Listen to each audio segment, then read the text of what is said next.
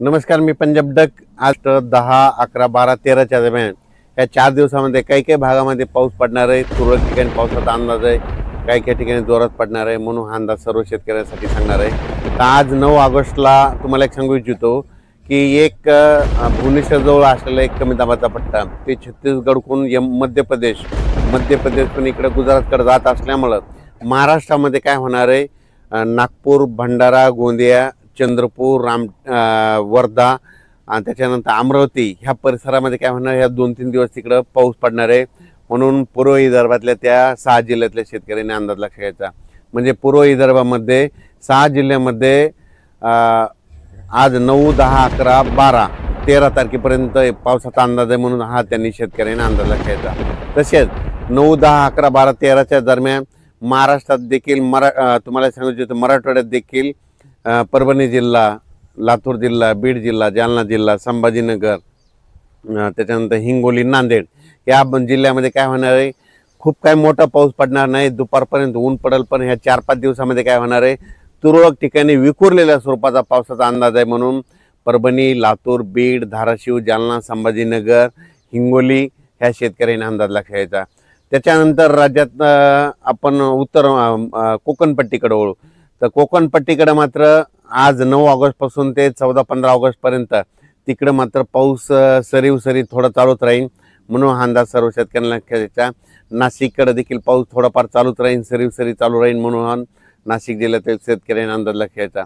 नंदुरबार, धुळे आणि जळगाव जिल्ह्यातल्या शेतकऱ्याला सांगू इच्छितो की 12, 13, 14च्या दरम्यान तुमच्याकडे देखील ते कमी दाबाचा पट्टा वरतून जात असल्यामुळे गुजरातकडे जात असल्यामुळं तुमच्याकडं 12, 13 आणि 14 ऑगस्टच्या दरम्यान तिकडं तुमच्या इकडे तुरळक ठिकाणी वेगवेगळ्या भागात जोराचा पाऊस पडेल.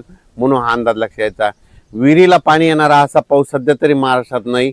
म्हणून हा अंदाज सर्व शेतकऱ्यांनी लक्ष द्यायचा.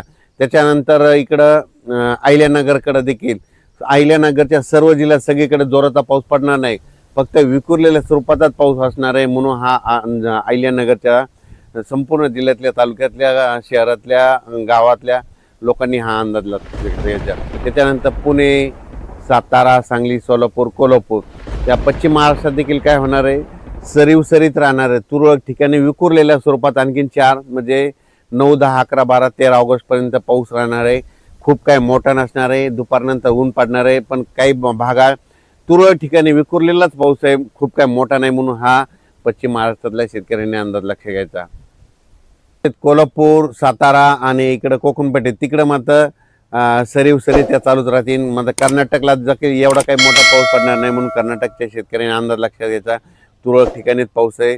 तेलंगणात देखील तुरळक ठिकाणीच पाऊस पडणार आहे. म्हणून अंदाज लक्षात घ्यायचा.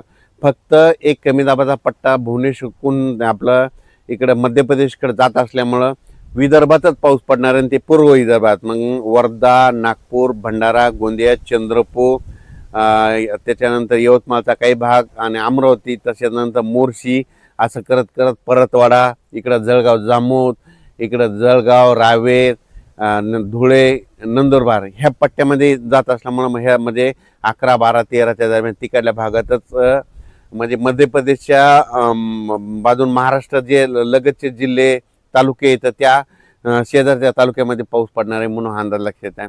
संपूर्ण महाराष्ट्रात काही सर्वदूर पाऊस पडणार नाही, विखुरलेल्या स्वरूपाचा पडणार आहे. दिवसा ऊन पडल, वारं सुटल. म्हणून हा अंदाज लक्षात येतं.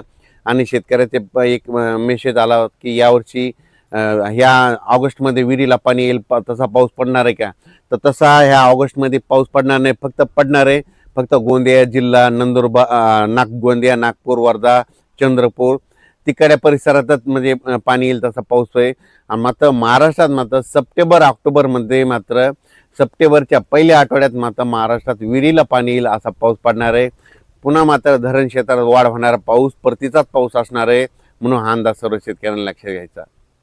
त्याच्यानंतर 15, 16, 17 ऑगस्टच्या दरम्यान एकदा राज्यात पाऊस आहे, पण ते सर्वदूर नाही. ते पण काय होणार आहे, पुन्हा एक कमी दाबाचा पट्टा तयार होणार आहे. ते काय होणार, परत ते काय होणार, भुवनेश्वरहून छत्तीसगडहून मध्य प्रदेशकडून तिकडं उत्तराखंडकडे जाईल. मग उत्तराखंडकडे जात असल्यामुळं महाराष्ट्रात फक्त वर्धा, नागपूर, भंडारा, गोंदिया त्या परिसरात तिकडं जोराचा पाऊस पडेल.